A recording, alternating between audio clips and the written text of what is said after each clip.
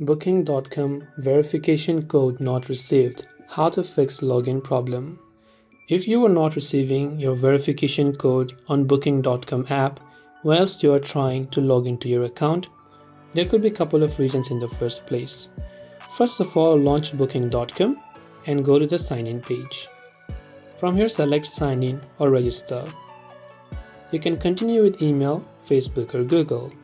If you had an independent account separate from Google or Facebook, you can select continue with email, and here just enter the email address which you used to sign up on Booking.com. Then select continue. Once done, it will definitely say that we've sent a verification code to your email. So what you have to do is go ahead and then open up your mailbox. And you can see right here at the top, I have definitely received a verification code. If you did not receive this, try to check your spam folder by going to 3 lines from the top left and going to the spam folder, because most of the times it might go into spam as well. Now you can go ahead and select that and copy the verification code. Come back to Booking.com and paste the verification code and select verify email.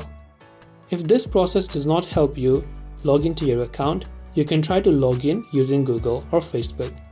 But hopefully this video helped you. Thanks for watching. See you in the next one.